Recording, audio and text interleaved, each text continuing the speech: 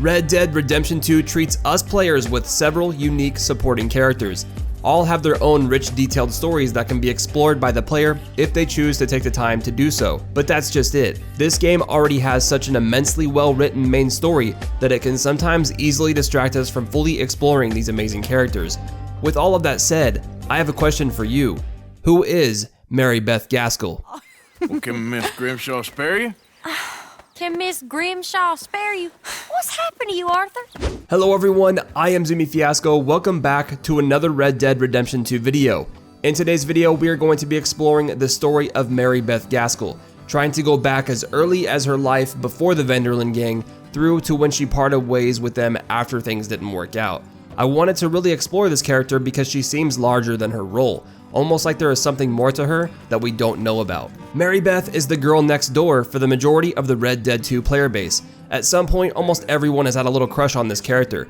Some even go as far as saying that she should have been a romance option for Arthur himself. I have thought this on occasion, but I ask myself, why? What is it about this character that makes everyone think this way? And so here we are, let's try to answer the question, who is Mary-Beth Gaskill?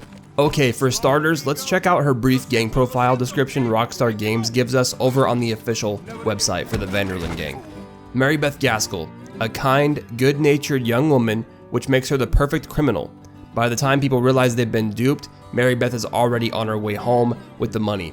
From this short description, we really don't get much. It does help set up what we can expect from the character in game, but no real details about her are revealed here. This is probably just because Rockstar wanted to keep all the detailed stuff in game for us to uncover ourselves, and they didn't want to spoil anything early on. Trying to dig a little deeper, we can fully realize a few things about her personality early on from simply progressing in the main story and interacting with her at camp. After the Vanderlyn gang settles just outside of Valentine at Horseshoe Overlook, Mary-Beth goes to Valentine along with Uncle, Arthur, Karen, and Tilly to look for possible leads to find a potential job and make some money for the gang. Mary-Beth is the one to turn up a lead on a train to rob, but prior to this, on the way to Valentine, her and the other ladies partake in singing and having a good time in spite of what events have been taking place lately. I'm a girl in Maryville, can't be screwed 'cause she's too damn ill, so I don't go down there no more. There's a blue horse laying outside her door. During this mission, light shines on the detail of Mary-Beth presenting herself as a kind and good-natured lady. Towards the gang, she is truly loving, considering them her family. Then back at camp, you will see that Mary-Beth is also a devout bookworm. You can almost always find her reading a romance novel at camp. She's insecure about it, but she always loves reading books, and she's really bashful and shy when you ask her about it. It's pretty cute. She calls her books silly. She tries to hide them away. She's almost embarrassed by it because most of the people in the gang are always talking about the next job, how to make money, who to hurt to get their money back, and all these, dark, twisted things. And here's Mary-Beth just reading her book, nose down, just in a romance novel. It's adorable, and it's really cool to see that. Now, unfortunately, apart from the occasional hello Arthur in passing or the few short and sweet conversations that can be had with Mary at camp, not much more can be found out about her early on. The next best thing occurs after you progress through a few story missions and come to a mission that has you set on rescuing Sean McGuire from Blackwater. After you complete this mission, the gang will later celebrate Sean's return with a party where you, the player, can celebrate with a fellow gang member through some song and drinks. After you show how talented of a singer Arthur is, you can stumble over to Mary-Beth where she is admiring Molly and Dutch dancing about. If you're a gentleman and you would like to, you can actually ask Mary-Beth to dance with you and she will gladly accept. It's really cool to see Arthur letting loose and having fun, and Mary-Beth is adorable. They make a cute little fling there for a second, and I kind of see why people get a little crush on her and wish that Arthur could pursue a relationship with her. After you part ways for some good night's sleep, time rolls on and you are left with more curiosity of who this woman is. So we know her personality traits, we know she has a passion to read, and we know how she became the slick criminal she is through her innocent charm, but we still don't know what makes Mary tick. There has to be more to her than what we can see on the surface. What are her origins? How did she end up in the Vanderlyn gang in the first place? These questions seemingly go unanswered until we get to the Saint Denis chapter. Chapter 5. After the gang has picked up camp and settled back in at Shady Belle, Arthur comes across Mary-Beth reading in her tent and goes to talk with her. During the conversation they have, we finally get to really sit down with Mary and hear her talk and connect with us on a more personal level. How are you, Arthur? Fine. How are you? Well, I'm well, I think. It's been quite a run we've had, but we're still alive. So, no regrets? Regrets for what? Well, for joining this band of maniacs. If you're a girl without means in this world, life is very scary. You boys cared for me before no one cared for me. Well, life weren't very nice, Arthur. Not after Mama got typhoid, and that was a long time ago. Sure. What about you?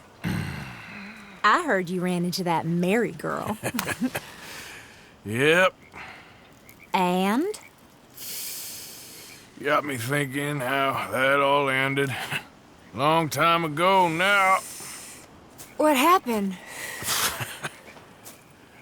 Well, she didn't love me enough, I guess. Or I wouldn't change. Well, she was a fool then, Arthur. Well, she put a lot of good years in on an outlaw. She definitely was a fool.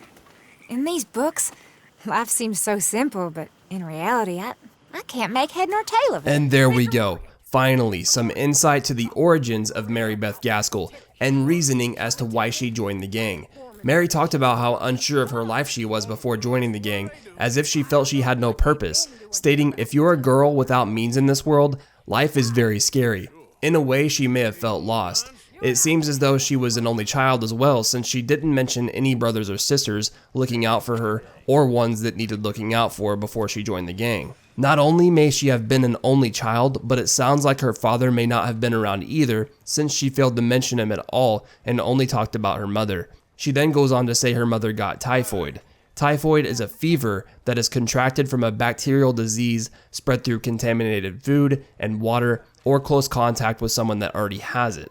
Around this time, though, it could have been fatal without getting proper treatment. She doesn't say her mother passed away, but she also quickly moves on from the subject as if she's defending herself from her emotions. She says, "That was a long time ago," followed by changing the subject to Arthur when she asks, "What about you?"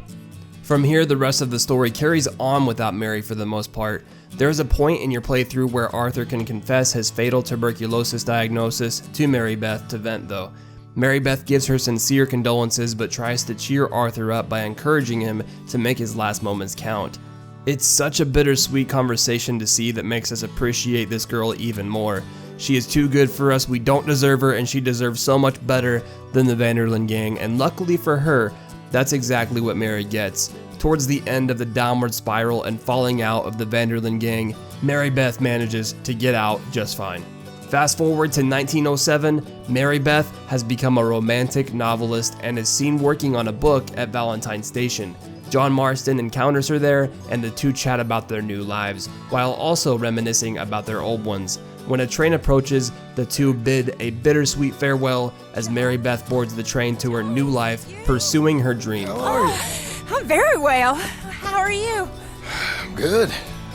Yeah, Abigail, is she? she's well. Jack's growing up.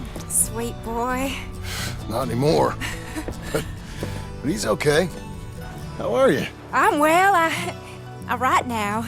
Silly romances, but it's fun. Oh, it's such fun.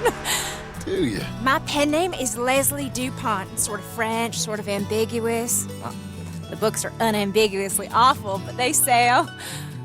Good for you. So proud. I still think about you all. That was quite a time. Yeah. Arthur saved my life before he passed. I don't talk about him much, but I think about him. Me too.